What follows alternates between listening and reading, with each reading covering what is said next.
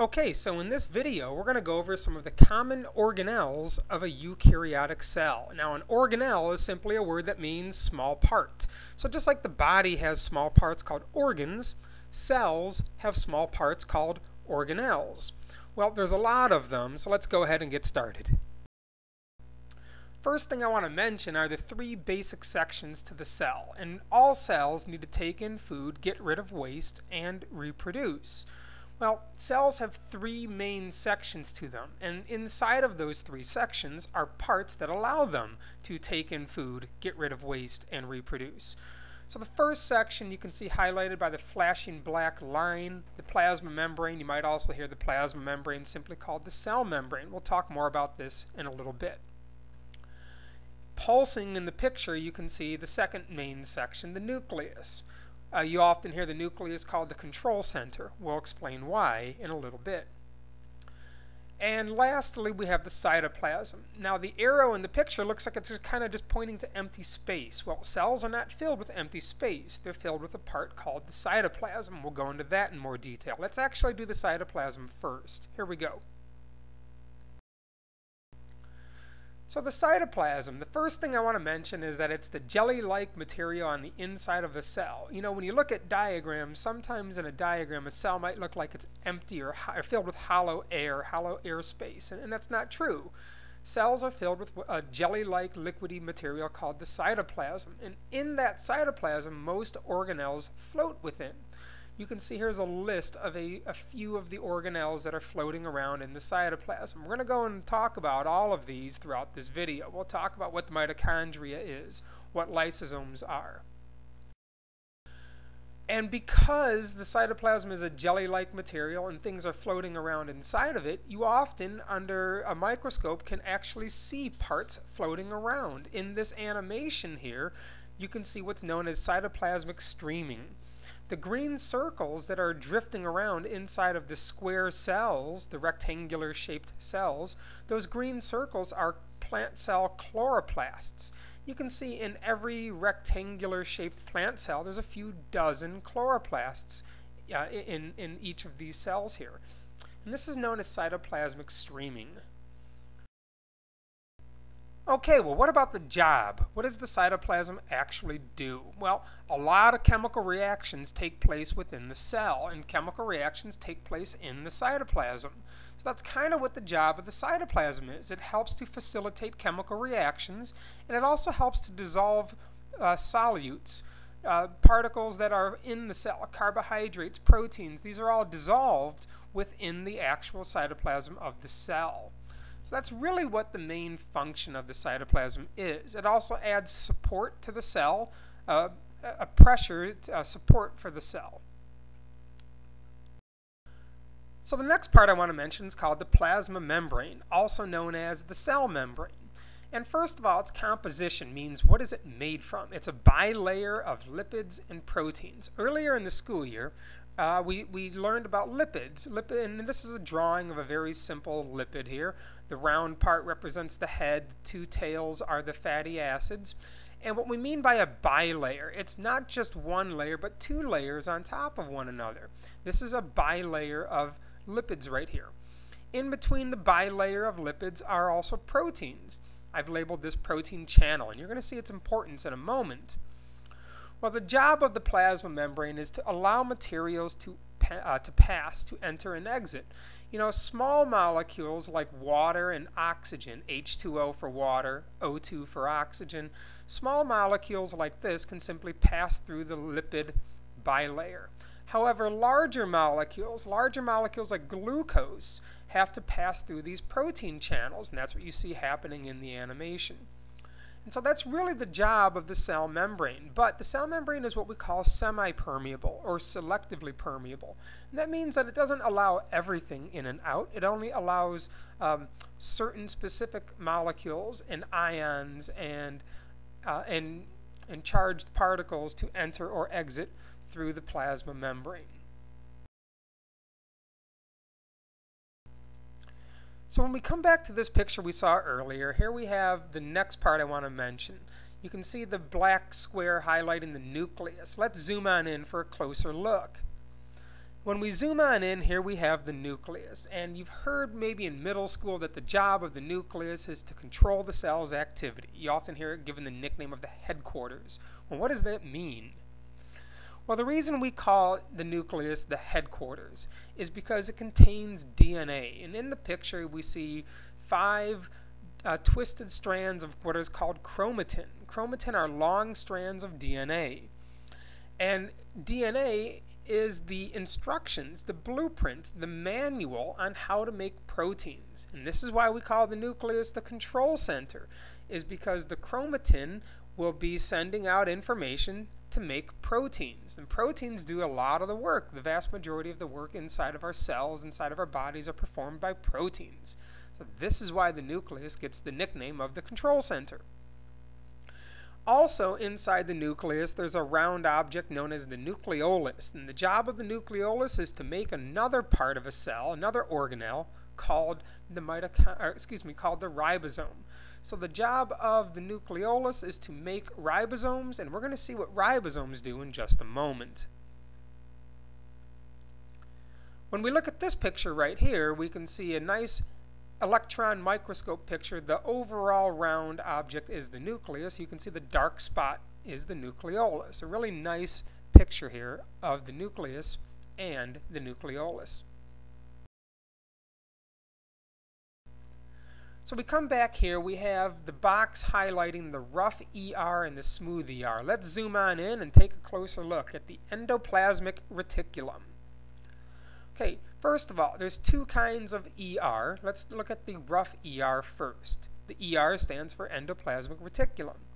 The rough ER, the reason it's called rough is that it's covered in ribosomes.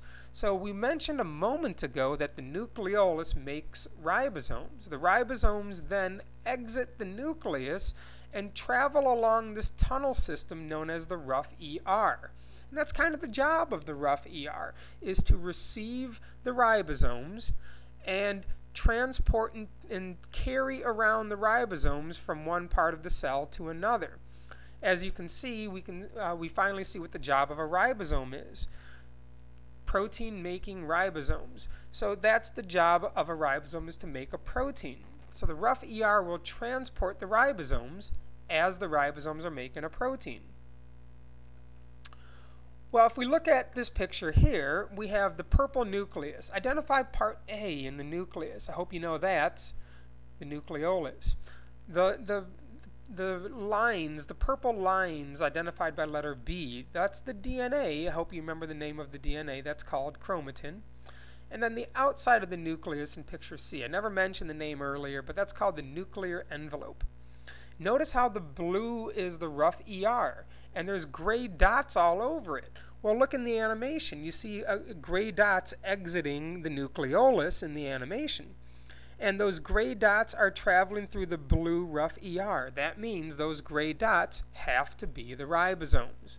The job of ribosomes are to make proteins. We're going to go into more on that in just a few moments.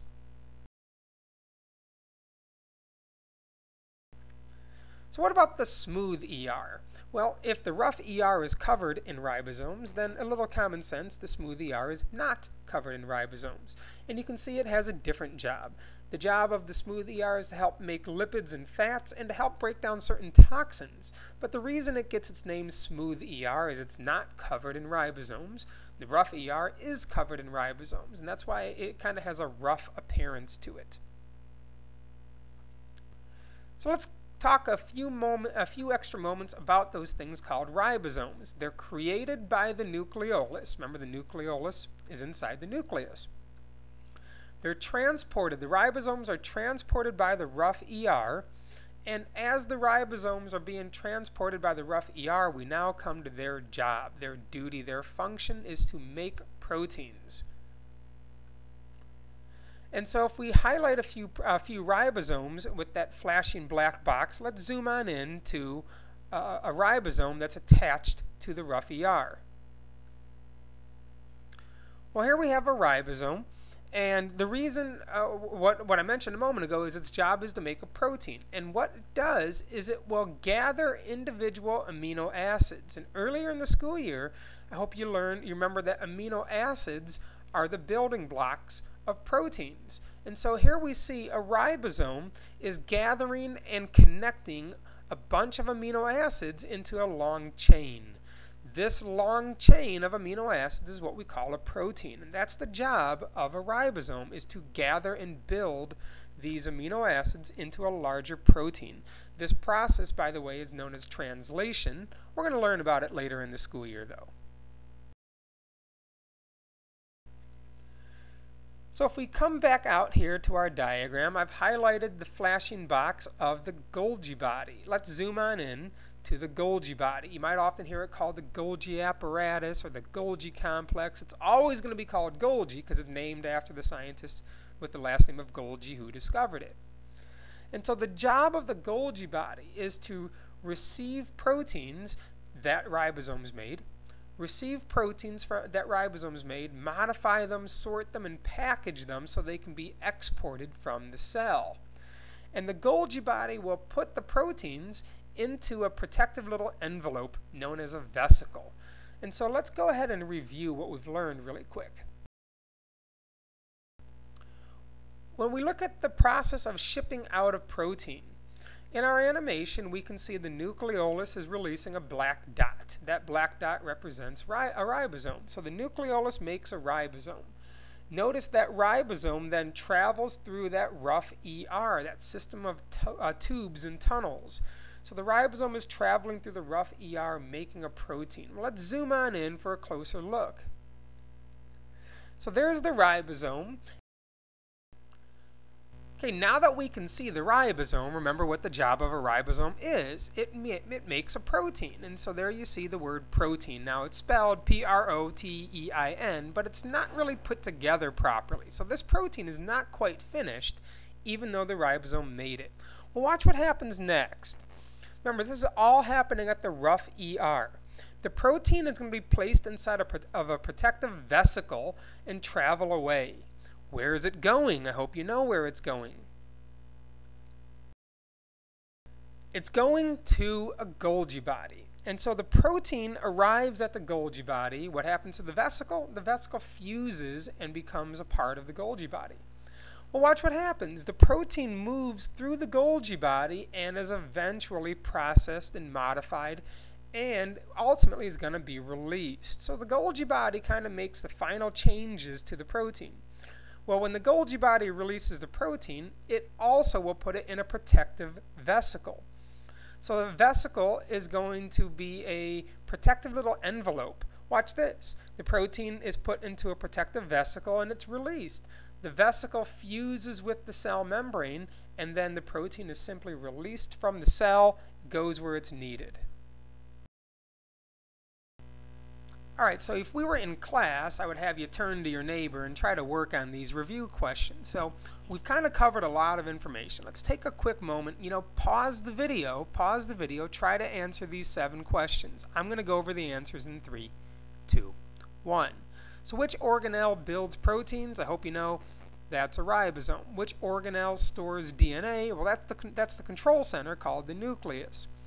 Which organelle produces ribosomes? Well, that's the nucleolus. It's found inside the nucleus. Which organelle creates fats and breaks down toxins? Well, that's the smooth ER. Which organelle, number 5, packages and releases proteins from a cell? Well, that's the Golgi body. Remember, they're put inside of a protective vesicle.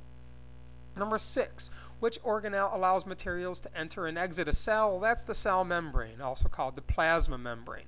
Number 7, which organelle links chains of amino acids together?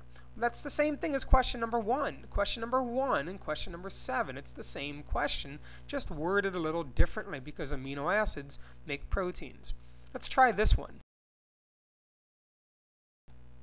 Same thing in class. I would have you work on this with the neighbor for a minute, but pause the video. Try to put these 4 steps in order. What comes first, second, third, fourth? I'm going to show the answer in 3, 2, 1. Okay. So the answer is, I hope you chose step C first. The nucleolus makes ribosomes. And then I hope you chose D.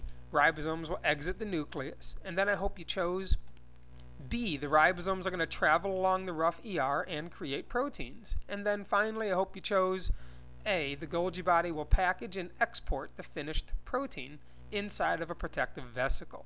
Let's move on. So now we're back to our diagram, and I've highlighted the flashing box, the mitochondria. Let's zoom on in for a closer look. Here we have the mitochondria. Artist drawing on top, actual picture on the bottom. And so the job of the mitochondria, you know, in middle school they give cute little nicknames to cell parts. In middle school you may have been told this is the powerhouse, but you may never have been told why. Well, it's the powerhouse because its job is to make an energy molecule by the name of adenosine triphosphate, ATP. So the mitochondria does a very important process known as cellular respiration. And during the process of cellular respiration, it will create an energy molecule by the name of ATP. ATP is a molecule used by your cells for energy. So the analogy is the mitochondria is kind of like the battery of your cells. What's interesting about the mitochondria is we're pretty certain the mitochondria used to be a living organism. It used to be basically a bacteria cell.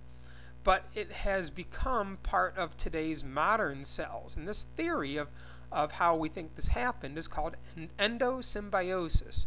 I'll go over in more detail in just a moment. Well, when we look at some of the evidence for why we think the mitochondria used to be its own living organism is because it has its own DNA. It has its own ribosomes. Because it has its own ribosomes, it can manufacture its own proteins. And the mitochondria does something very important to life. The mitochondria can reproduce and replicate. So when you look at this evidence, we're pretty certain the mitochondria used to be a free living organism, a bacteria species. But it's become part of cells. Well, how did that happen? That's what endosymbiosis tries to explain. I hope I can visualize that on the next slide. Okay, so I really want to try to visualize the endosymbiosis theory. Here we have a large predator cell in orange that's going to devour that red mitochondria ancestor. Watch this. So there it goes. It just devoured the mitochondria ancestor. But the way we think it happened is that red mitochondria survived and divided and multiplied. It's just trapped inside of the large predator cell. Well, as the two go about their lives, the large predator cell eventually is going to multiply and divide as well. And watch this. When cells divide, they often grow, and then they split right down the middle, and now you have two cells. Two cells with the mitochondria ancestors trapped inside of them. And then the process simply continues. So the mitochondria ancestors keep multiplying, and then the orange predator cell divides in half. And over time, over millions and millions of years, the two have become so dependent on one another that they can't survive without them. So this is kind of what the endosymbiosis theory it tries to explain, is how cells became more complex. How did we obtain certain cell parts? And this is the explanation for how we think the mitochondria was obtained. Okay, let's zoom on in. Let's focus on the lysosomes back in our diagram here. Let's zoom on in for a closer look at the lysosomes. And so the lysosomes contain inside of them very powerful digestive enzymes. And that's what my little animated scissors here are showing. So the blue circle is the lysosome with the animated scissors representing the enzymes inside. And so lysosomes have various jobs. Number one is to break down food. So here we have a protein molecule that's being taken into the cell, and the protein is being broken down into smaller parts. I hope you know those smaller parts are called amino acids. Here we have an example of a white blood cell. You probably know white blood cells' job is to fight off infections like bacteria and viruses. Well, that's what we call pathogens. Things that cause disease are called pathogens. And so here's a virus or a bacteria, and notice how it just landed on a white blood cell. Well, what happens is the white blood cell will swallow up that pathogen, put it inside of a lysosome, and those powerful digestive enzymes will destroy it. So that's one way that our immune system keeps us healthy. And then there's the process called autolysis, where it's basically an aging cell will destroy itself. And so in the middle of our picture here, we have a group of cells, and I have the animated scissors, because what happens is when cells are dying and aging, they will kind of self-destruct in a process called autolysis, where the lysosomes will release all the digestive enzymes and kill that cell. It leaves behind a gap, but don't worry, that gap will simply be filled in as cells multiply. So you've heard the expression, out with the old, in with the new. A couple other cell parts I want to mention are used in movement, and that's the job of cilia and flagella. Now, not all cells move, so not all cells have cilia and flagella. But if cells move, they probably have either cilia or flagella. So the picture on the left shows the cilia, short hair-like extensions. There's numerous, hundreds and thousands of them per cell. Way too many to count. Very short, stubby, almost look like eyelashes. They're so short and stubby. The picture on the right shows a sperm cell with a real long flagella. Flagella is actually the plural version. Flagellum is singular. And so the difference is really their length. The cilia, short, stubby. Flagella are long and whip-like, and usually there's only a few of them. Maybe only one flagellum, maybe two, maybe three, maybe four, but not nearly as many as the cilia. Well, in that picture on the right, we have a sperm cell about to penetrate a female egg cell to create a fertilized egg, also known as a zygote. Let's have a little fun with this. So, after the sperm fertilizes the egg, that fertilized egg is going to grow into a fetus. Here we have a nice little ultrasound showing a child growing inside of a pregnant woman. Well, eventually, 9 months later, that child's going to be born. Well, let's follow the life of this child. 17 years go by. 17 years later, hey, it's your first day at high school, and so here you go, welcome to high school. And hopefully 4 years after that, you'll be celebrating your graduation from high school. So this all started because of that flagella that provided the swimming movement to fertilize an egg. So we look at the next part I want to mention is the cell wall. And so this is the outermost layer of plants, fungus, and bacteria cells. So from left to right, we have plants, fungi, and bacteria. Notice animals, like humans, do not have a cell wall. Well, we also mentioned that the cell wall is the outermost layer. So when we look at this picture, we have a yellow layer and a green layer. So I hope you know that yellow layer represents the plasma membrane, or the cell membrane. And in the definition, we see that the outermost layer is the cell wall. So that's represented by the green layer. Well, what about its job? One of the jobs of the cell wall is to add support. It's made from a real tough, sturdy material known as cellulose. And so this adds some of the support to plants and fungus and bacteria cells that have. And so, as I just mentioned, the cell wall is made from a real tough material by the name of cellulose. It's very hard to digest.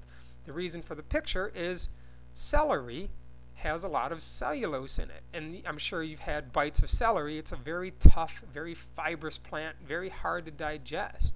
Well, that's because you're having to chew through a lot of cellulose, which is a main ingredient of the cell wall.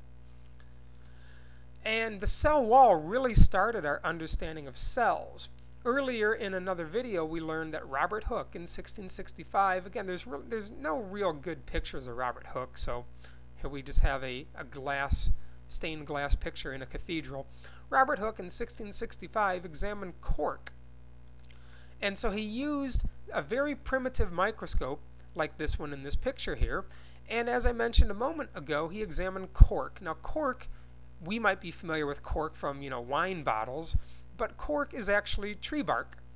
And he examined a real thin slice of tree bark called cork, and this is what he saw. In this picture here is a drawing that he made. It's kind of shocking to believe that this picture right here is a drawing made by hand, but that's how good of an artist he was.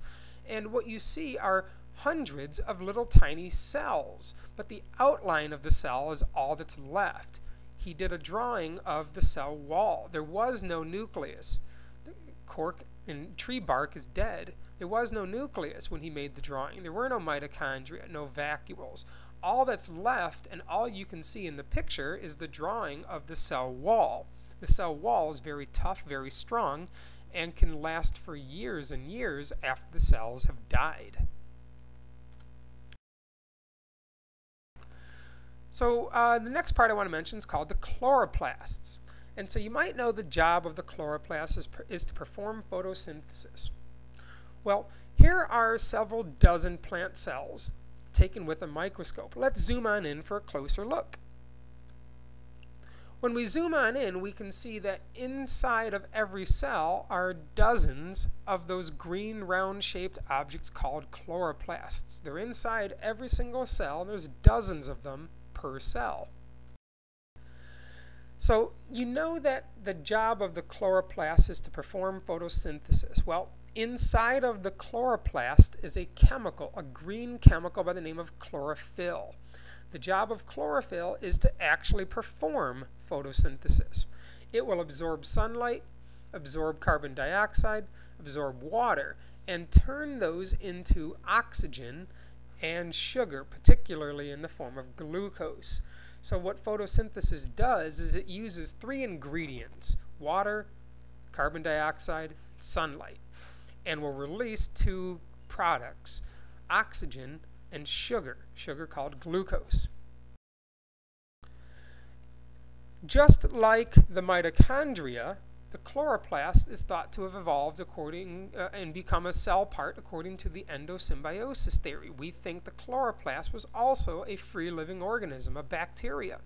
In our animation, here we have a predator cell devouring the chloroplast, but not really being digested. That chloroplast ancestor in green multiplies, just like we saw a moment ago with the mitochondria ancestors. And notice how the two are just living together. The green chloroplast ancestors are just trapped inside of the larger one. Well, as time goes by, the larger cell divides and splits into two, and as years go by, these two have become so dependent on one another that they are now a part of each other.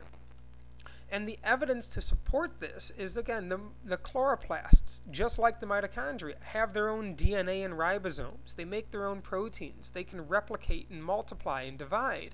These are all real strong indicators that the chloroplasts were probably once a free-living organism all by itself, but has become taken into the cell and become part of modern cells.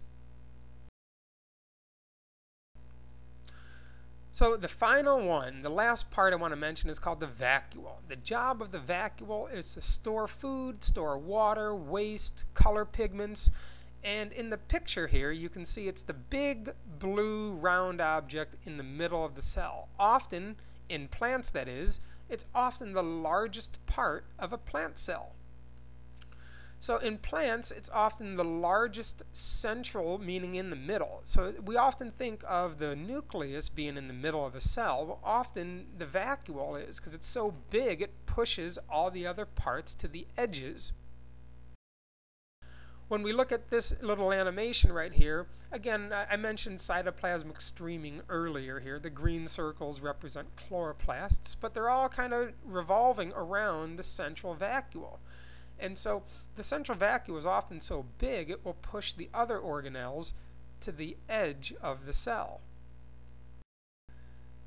So in plants, there tends to be a large central vacuole, but it's not like that with animal cells. Here's a diagram, a drawing of an animal cell, and the vacuoles are much smaller, and they're usually randomly scattered throughout the cytoplasm, but they still serve the same purpose.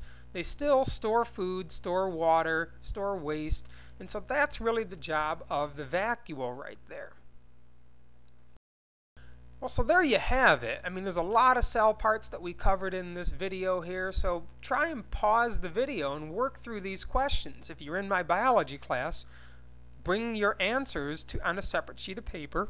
I'd be happy to check your accuracy either before school or after school. Good luck.